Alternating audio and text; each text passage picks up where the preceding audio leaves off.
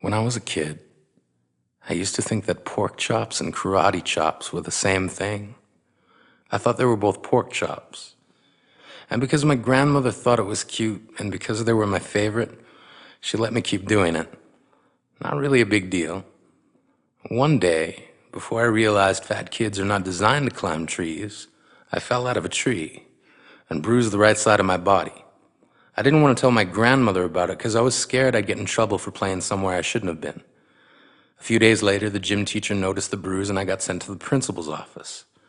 From there, I was sent to another small room with a really nice lady who asked me all kinds of questions about my life at home. I saw no reason to lie. As far as I was concerned, life was pretty good. I told her whenever I'm sad, my grandmother gives me karate chops. This led to a full-scale investigation, and I was removed from the house for 3 days until they finally decided to ask how I got the bruises. News of this silly little story quickly spread through the school, and I earned my first nickname, Pork Chop. To this day, I hate pork chops.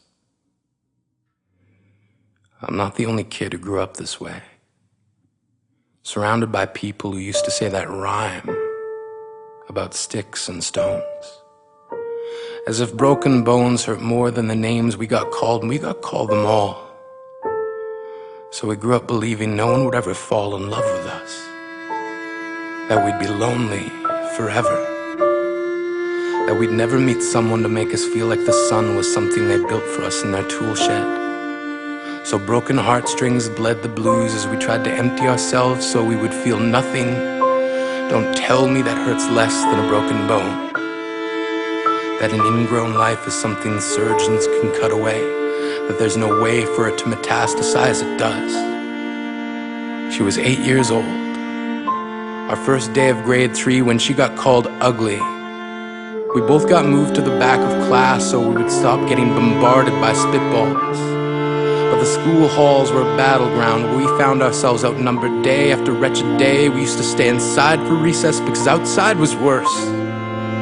Outside we'd have to rehearse running away or learn to stay still like statues, giving no clues that we were there in grade 5. They taped a sign to the front of her desk that read, "Beware of dog." To this day, despite a loving husband, she doesn't think she's beautiful because of a birthmark that takes up a little less than half her face. Kids used to say she looks like a wrong answer that someone tried to erase but couldn't quite get the job done. And they'll never understand that she's raising 2 kids whose definition of beauty begins with the word mom. Because they see her heart before they see her skin. Because she's only ever always been amazing. He was a broken branch grafted onto a different family tree. Adopted. Not because his parents opted for a different destiny. He was 3 when it became a mixed drink of 1 part left alone and 2 parts tragedy. Started therapy in 8th grade. Had a personality made up of tests and pills. Lived like the uphills were mountains and the downhills were cliffs. 4/5 suicidal, a tidal wave of antidepressants, and an adolescence being called pauper. 1 part because of the pills, 99 parts because of the cruelty. He tried to kill himself in grade 10 when a kid who could still go home to mom and dad had the audacity to tell him, "Get over it." As if depression is something that can be remedied by any of the contents found in a first aid kit. To this day, he is a stick of TNT lit from both ends. Could describe to in detail the way the sky bends in the moments before it's about to fall. And despite an army of friends who all call him an inspiration, he remains a conversation piece between people who can't understand. Sometimes being drug-free has less to do with addiction and more to do with sanity. We weren't the only kids who grew up this way. To this day, kids are still being called names. The classics were "Hey stupid," "Hey spaz." Seems like every school has an arsenal of names getting updated every year. And if a kid breaks in a school and no one around chooses to hear, do they make a sound? Or they're just background noise from a soundtrack stuck on repeat when people say things like kids can be cruel? Every school was a big top circus tent, And the pecking order went from acrobats to lion tamers, from clowns to carnies. All of these miles ahead of who we were freaks. Lobster claw boys and bearded ladies, oddities juggling depression and loneliness, playing solitaire, spinning the bottle, trying to kiss the wounded parts of ourselves and heal.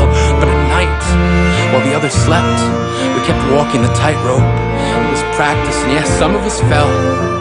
But I want to tell them that all of this is just debris left over when we finally decide to smash all the things we thought we used to be. And if you can't see anything beautiful about yourself, get a better mirror. Look a little closer. Stare a little longer. Because there's something inside you that made you keep trying despite everyone who told you to quit. You built a cast around your broken heart and signed it yourself. You signed it. They were raw. Because maybe you didn't belong to a group or a clique.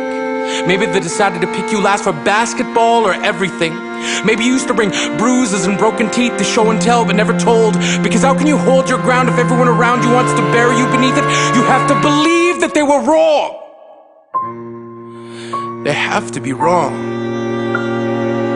Why else would we still be here? We grew up learning to cheer on the underdog because we see ourselves in them. We stem from a root planted in the belief that we are not what we were called.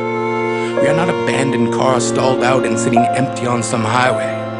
And if in some way we are, don't worry. We only got out to walk and get gas. We are graduating members from the class of We Made It. Not the faded echoes of voices crying out names will never hurt me. Of course, they did.